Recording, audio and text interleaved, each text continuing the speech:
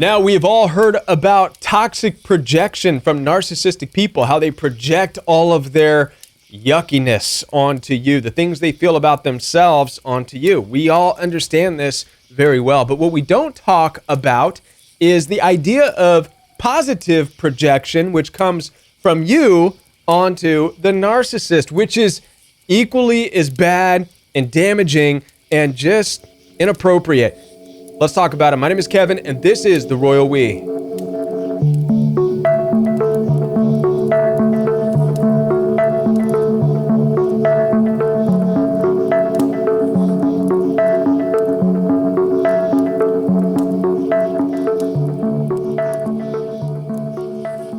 Now, when we talk about toxic projection, which is typical of narcissistic abuse, it is when narcissists are projecting onto you all the things that they feel about themselves. They don't want to be the bad ones. They don't want to feel like they are the immature ones. They don't want to feel like they are the petty ones. And so they're going to tell you that that is what you are. The moment things start going sideways in the relationship, it is your fault. It has nothing to do with them. They're like 5-year-olds defending themselves, even though they've been caught with their hand in the cookie jar. Like, no, that's not what it looks like. No, you're just crazy. No, I'm not doing it. Right? That's what narcissistic people do. 5-year-old defense mechanisms. Now, I don't want to talk about toxic projection. We all know that they project onto you.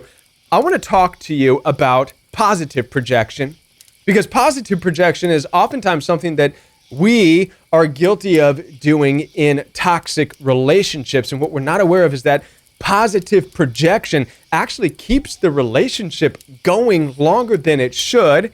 It does two things to the narcissist. It validates them and invalidates them at the exact same time, if that makes any sense. It's quite confusing. It even confuses us, and it confuses everybody around us. How many of you have found yourself in the situation where you're like, nobody believes me when I say that the person is horrible? Well, how much positive projection did you do about that person?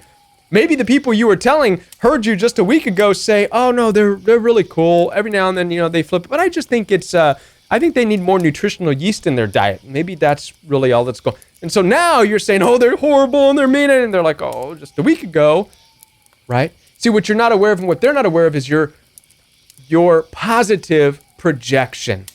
And where does positive projection come from? Well, it comes from your way of viewing the world.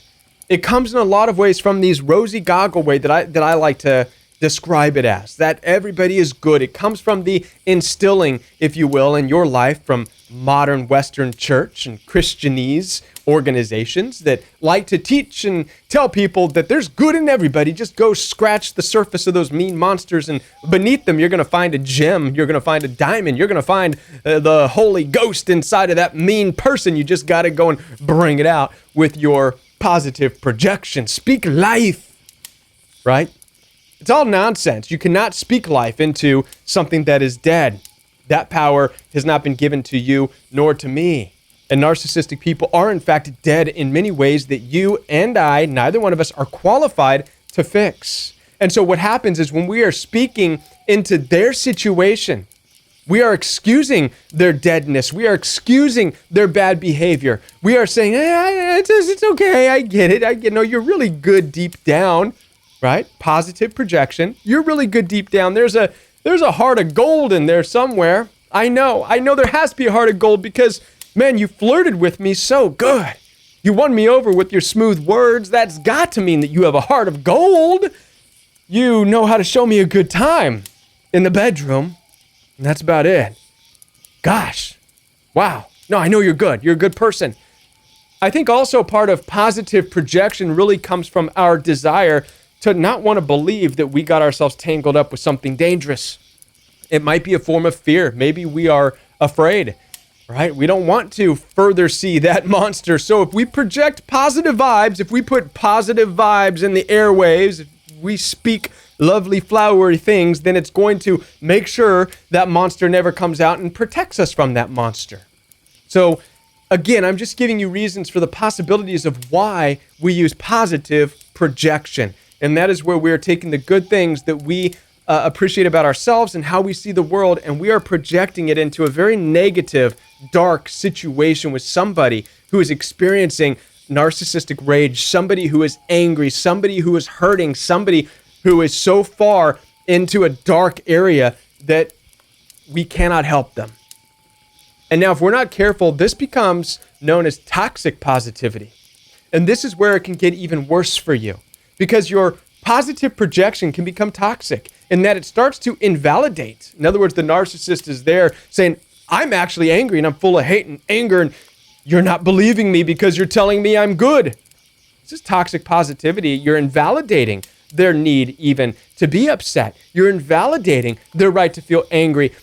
This can become dangerous because toxic positivity can then cause the narcissist to lash out even harder. Oh yeah?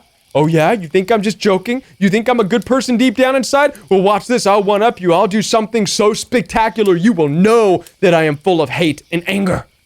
Right? And this is why you don't want to get to the point of toxic positivity where you are completely blind and ignoring the harsh truth that you're dealing with somebody who is really struggling and hurt and angry. So let's do this. Instead of doing positive projection onto people, which can turn into toxic positivity, let's just stand back, let people be who they need to be. And as you stand back, you just decide whether or not you want to be there or not.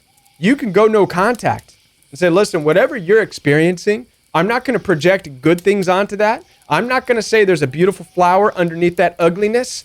I'm just going to walk away. You have a right to be angry, but it's not because of me and it's not my fault. And you walk away from the situation, maybe going no contact and not going back, maybe separating for a period of time, whatever the case may be. You don't own any bit of it, nor do you project any goodness into it, because you're not supposed to do that. Let them figure out what's going on inside of them themselves, with or without you. Don't own it. It's not yours to own. And definitely don't let it become toxic positivity to where you're invalidating their narcissistic rage or invalidating their whatever they're going through. All right? So let's watch out for that, everybody. We want to watch out for toxic positivity and positive projection. Also, down below, you'll find access to Royal We Monday Night Live Chat, and Saturday morning is Royal We Fellowship. Again, all of these things are down below in the description box. Follow me on Instagram at Join the Royal We, and I'll be back with more videos for you right here on the Royal We.